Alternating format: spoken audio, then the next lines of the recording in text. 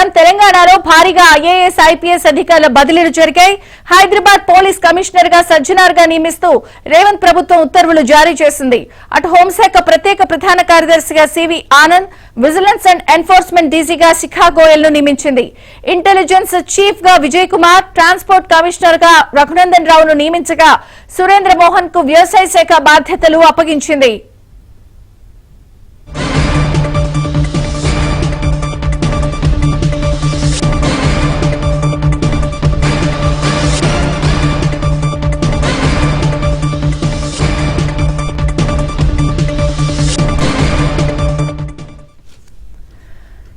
Breaking news చూస్తున్నాం. తెలంగాణలో భారీగా ఐఏఎస్ ఐపీఎస్ అధికారుల బదిలీలు జరిగాయి.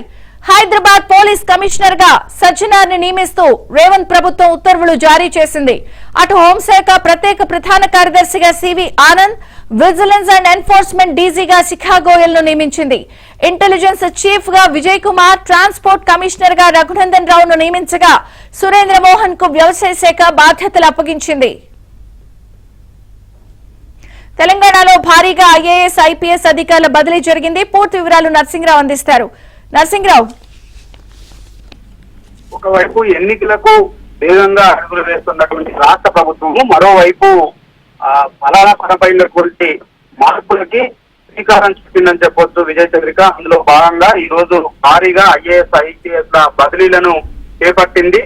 దాదాపుగా 6 ఐఏఎస్ అధికారులను బదిలీ చేసింది. అదేవిధంగా 23 మంది ఐపీఎస్ అధికారులను బదిలీ చేసి కొత్త బాధ్యతల్ని అప్పగిస్తూ ఈ రోజు రాష్ట్ర ప్రభుత్వము అధికారిక ఉత్తర్వులను జారీ చేసింది.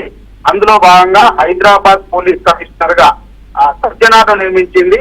ఇప్పటి వరకు సజ్జనార్ ఆర్సీసీఎండీగా ఉన్నారు. ఆయనని హైదరాబాద్ పోలీస్ కమిషనర్ గా నియమిస్తూ ఉత్తర్వులు జారీ చేసింది. ఇక హోంశాఖ కార్యదర్శిగా ఉన్నటువంటి హోం సెక్రటరీగా ఉన్నటువంటి రవి గుప్తను అక్కడి నుంచి బదిలీ చేసింది. హోంశాఖ సెక్రటరీగా సివి ఆనంద్ కి బాధ్యతలు అప్పగించింది. ఇక ఇంటెలిజెన్స్ చీఫ్ గా విజయ్ కుమార్ కి బాధ్యతలు అప్పగించింది. సో ఆ ఇంటెలిజెన్స్ చీఫ్ గా ఉన్నటువంటి శివధర్ రెడ్డి డీజీపీగా నియామక పత్రాన్ని స్వయంగా ముఖ్యమంత్రి రేవంత్ రెడ్డి అందజేశారు. సో ఆ స్థానంలో ఇప్పుడు ఇంటెలిజెన్స్ చీఫ్ గా విజయ్ కుమార్ కి బాధ్యతలను అప్పగించింది. ఇక ట్రాన్స్పోర్ట్ కమిషనర్ గా రఘునందన్ రావుకి బాధ్యతల్ని అప్పగిస్తూ ఉత్తర్వులు జారీ చేసింది. ఇక రాజన్న సిరిసిల్ల జిల్లా కలెక్టర్ గా హర్షకి, అదేవిధంగా ఎండీగా సజ్జనార్ స్థానంలో సజ్జనార్ ని హైదరాబాద్ సిపిగా బదిలీ చేసినటువంటి నేపథ్యంలో, ప్రమోషన్ ఇచ్చినటువంటి నేపథ్యంలో ఆ స్థానంలో ఆర్టీసీ ఎండీగా నాగిరెడ్డికి బాధ్యతల్ని రాష్ట్ర ప్రభుత్వం అప్పగించింది. ఇక విజిలెన్స్ అండ్ ఎన్ఫోర్స్మెంట్ డైరెక్టర్ గా శిఖా గోయల్ కి బాధ్యతలు ఇచ్చింది. అదేవిధంగా గ్రేహౌన్స్ ఏడీజీగా అనిల్ కుమార్ ను నియమించింది.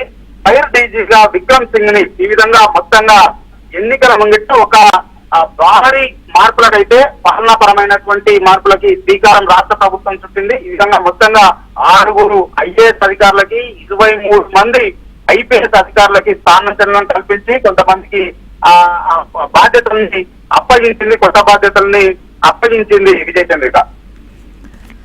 Okay, thank you Narasimharao.